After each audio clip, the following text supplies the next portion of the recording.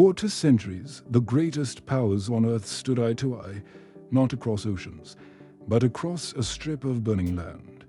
One ruled by divine kings, the other by iron and law. When Egypt met the Hittites, the ancient world held its breath, if you're drawn to the wars that shape civilization itself. Subscribe to Elemental History. This is where conflict becomes history. Before Rome, before Greece, before the Assyrians ruled through terror, two superpowers dominated the Near East. To the south, Egypt, ancient even by ancient standards. A civilization anchored by ritual, divine kingship, and the eternal Nile. To the north, the Hittite Empire, newcomers by comparison, engineers of law, masters of logistics, and pioneers of ole ironworking. Between them lay Canaan and Syria, a land of trade routes, fertile plains, and fortified cities. Whoever controlled this region controlled the wealth of the Bronze Age world. Conflict was simply inevitable. The Hittites did not rise through monuments.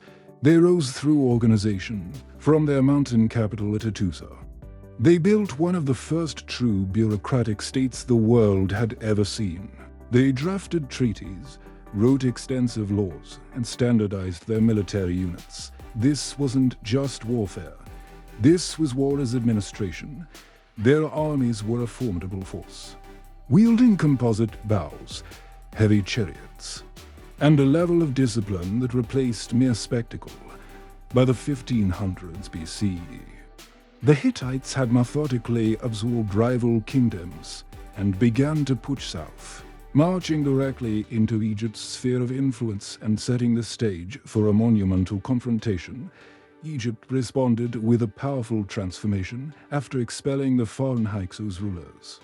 Egypt reinvented itself from an insular kingdom into a militarized empire. Pharaohs like the Thutmose III led their armies north, taking cities and collecting tribute. Egyptian chariots were a marvel of engineering, lighter and faster than their rivals, designed for shock tactics and incredible speed.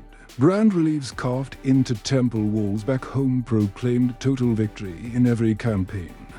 But the truth on the ground was far more complex. Egypt could conquer, yes, but holding territory so far from the lifeblood of the Nile strained its power to the limit. And from their strongholds in the north, the Hittites were watching, learning, and waiting. For decades, neither empire committed to a full-scale war of annihilation. The cost was simply too high. Instead, they fought a different kind of war. A cold war waged across the Near East. They engaged in proxy wars, backing rival city-states to fight on their behalf.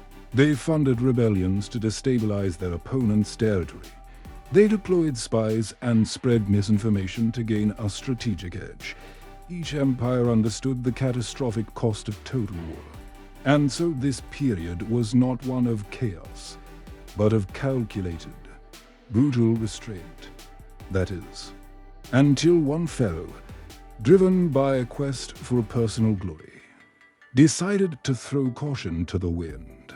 The Battle of Kadesh, fought around 1270 BCE, was not the first clash between Egypt and the Hittites, but it was, by far, the most dangerous. Ramesses II, young, ambitious, and hungry for a decisive victory, marched his army north. He was led to believe that the Hittite army was still far away, cowering in the distance. It wasn't.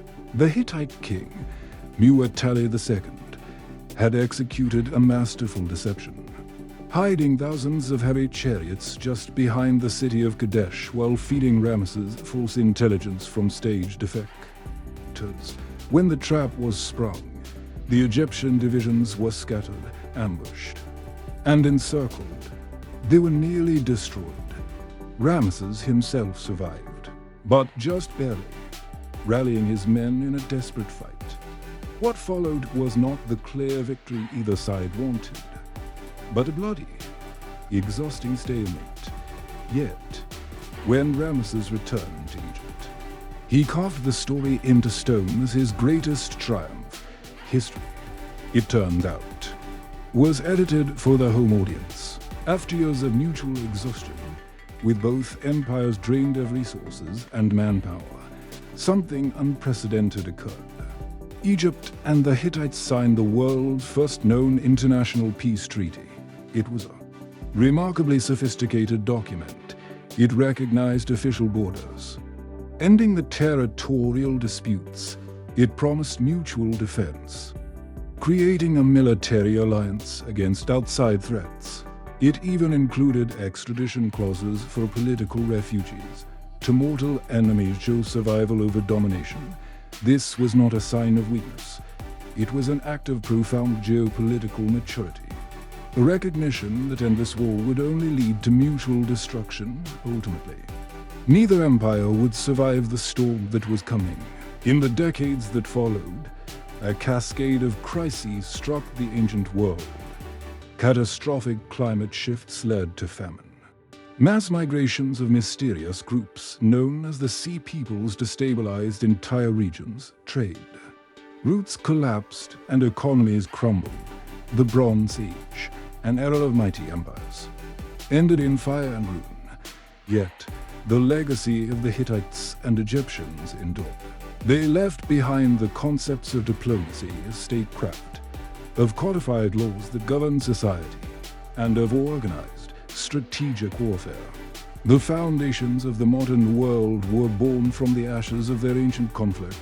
The Hittites and Egyptians didn't just fight wars. They invented the rules by which nations still survive. Check out our full library and don't forget to like and subscribe so you don't miss out on upcoming videos.